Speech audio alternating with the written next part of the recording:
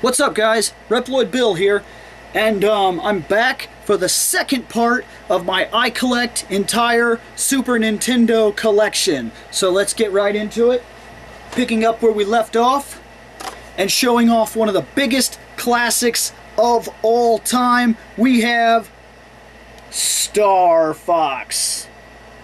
Star Fox helped prove that it was not only possible to do a 3D game, but it was possible to do a 3D game well. See, at this point they were debating whether or not to even try to jump into the 3D realms, because a lot of people were still playing 2D, and we would still continue to play 2D for years even after this.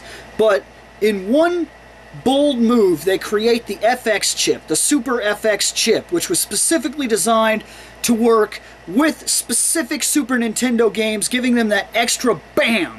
And it did exactly that. We got Star Fox and a couple other games. One of extreme mention would be Super Mario RPG. That also ran on the FX chip, believe it or not. So this game was amazing, and I don't believe that they've ever been able to top the BAM presence of this game, like ever. I don't think a single one has even come close to being what this was. So let's move on. This is Dragon's Lair. If you haven't played it, pat yourself on the back. You've done good. Space Invaders! Because on Atari, it must not have been good enough. Who remembers SimCity? Bill remembers SimCity, mostly because Bill couldn't make a good city. He was terrible at this game. Boom! Did you hear that? Oh man, the storm started outside as soon as I showed you how bad SimCity. Look, the game wasn't bad. It was just that I was a little kid. I didn't really understand what it wanted from me. So creating a good city in this game was an almost impossibility for me. And when I very first got my good, successful city, it was in SimCity 2000, and I finally built one and covered the entire screen that it gave me, and I was like, oh, epic city time! This is going to be a debate. Some people will tell you, most people from my experience will tell you that this is the greatest RPG to ever see the 16-bit era. This was Secret of Mana. It was good for its time. It was great for its time. Not only was there the normal standard level up system, but you were able to, how do I put this? You could play multiplayer. It was all in live time, so you could dodge on your own, attack on your own, and pretty much survival was up to how fast you reacted instead of how well you sorted through your menu to find the item you wanted to use. However, for as good as that game was, I prefer one more. That, Secret of Evermore, I believe to be 100 times its successor. I feel like it was better. You got the main guy and the dog, and you traveled through time and dimensions, and each time you made a jump, the dog and the guy would change somehow to be relative to the universe that they were in. That was one of the biggest parts of the game for me, not to mention that it played like Sword of Mana, so it was dealing with a better storyline in my opinion, and it settled it down to where it was really just you and your dog, and you just kind of fought by yourself. And most RPGs, even though I like the idea of another person playing with me, I don't, because a lot of the times an RPG is played by yourself. It's not often that you pick up something like Final Fantasy VII and be like, hey, do you want to be Barrett? Every time it's your turn, I'll hand the controller to you. Because he's not going to stick around for 60 plus hours to play the game with you unless he's like your brother or something like that. So this I actually preferred a lot more.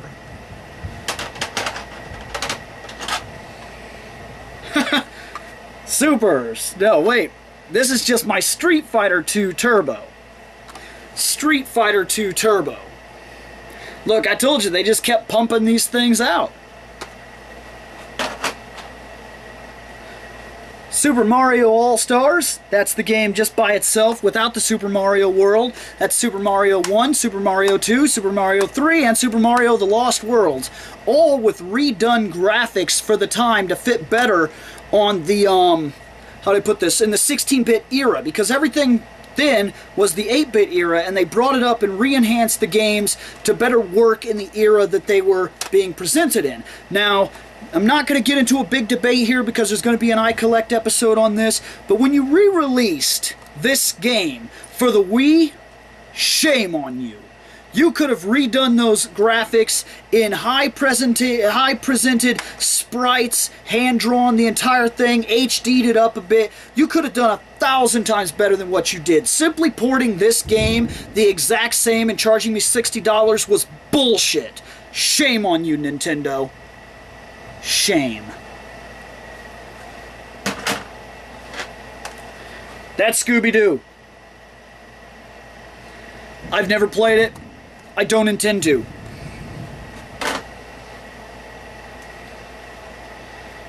Arcade's Greatest Hits. This is really just about what it sounds like. It's one of those compilation games where it gave you a bunch of other games from the last generations that they felt stood out. Some like Joust, Defender 2, just different things like that. It's not that it's bad, but it's not that it stands out at all either.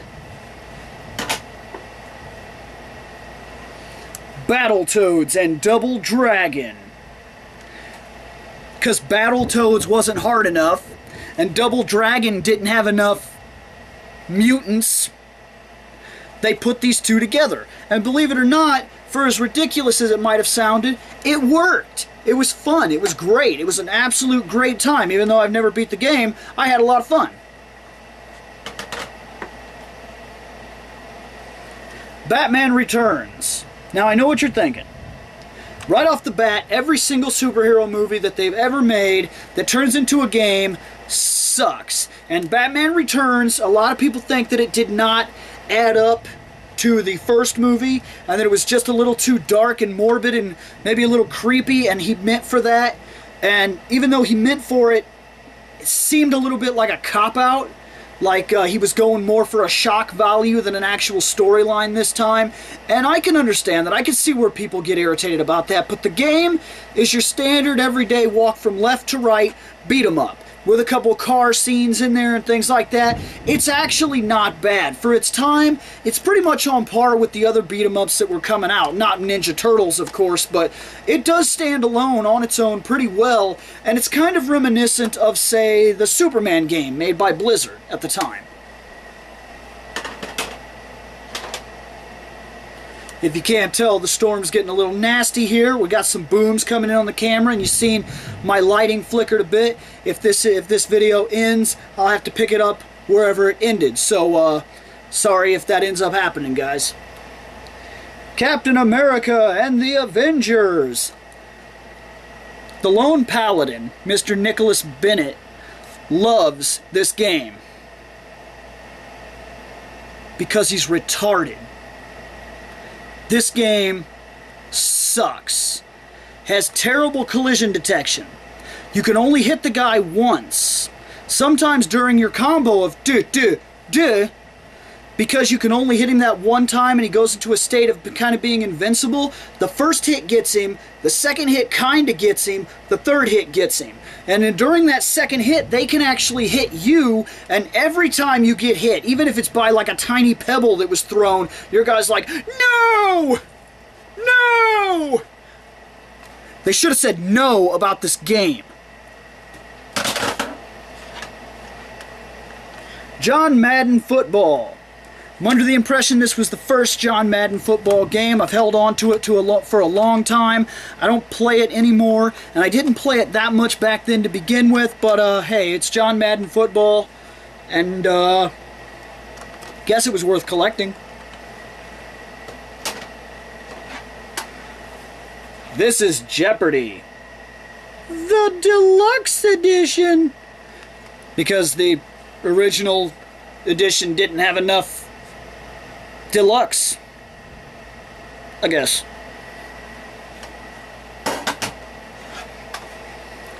Home Alone 2. This is the indication of a movie that should have never been a game. Right here.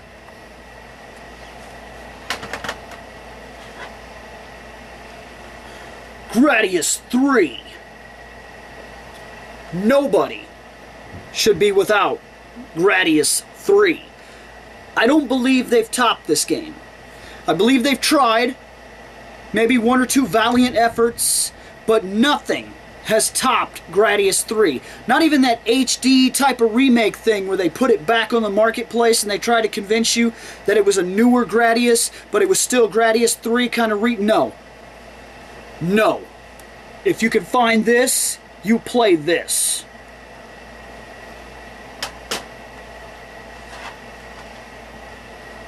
Yoshi's Island 2. Well, Yoshi's Island 1, Super Mario World 2. Sorry about that. This game wasn't bad. There were some people that were iffy because you were the dinosaur the whole time, and they were kind of like, well, where's my Mario? Well, to be honest, I loved Yoshi in the actual games, and I would go to great lengths to make sure that I kept my Yoshi through like the entire game of Super Mario World. I wanted Yoshi all the time, every level, and here I got my wish.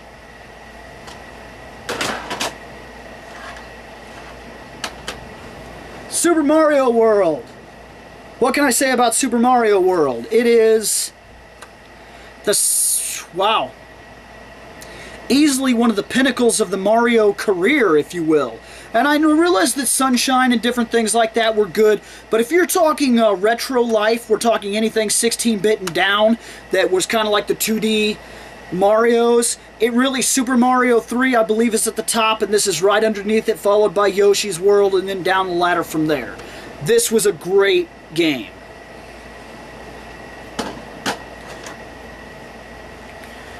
Who remembers Clay Fighter?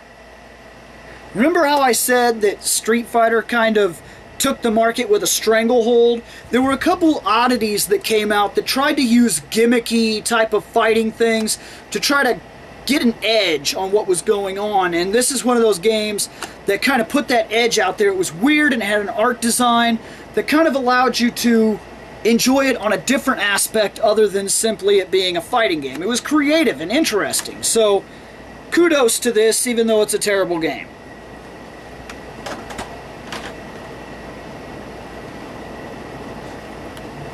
Daffy Duck.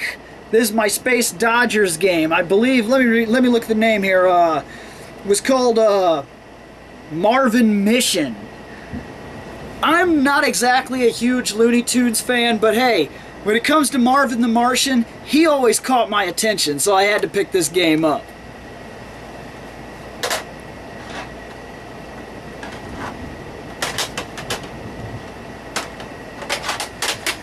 For those of you that are interested, there's Super Star Wars, Super Star Wars The Empire Strikes Back, and Super Star Wars Return of the Jedi. All three of these games are incredibly unforgiving. All three of these games are incredibly irritating. Is that to say that they're bad games? No.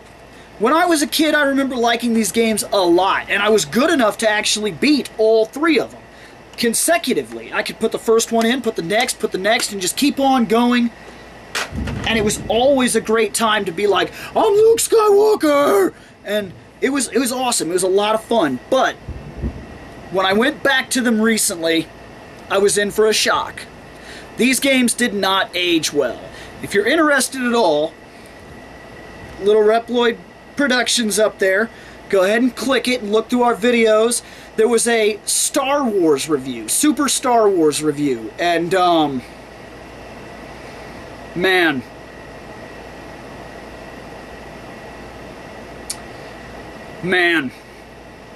go check it out if you want a more in-depth. It features gameplay, a review, and it's kind of a skit comedy.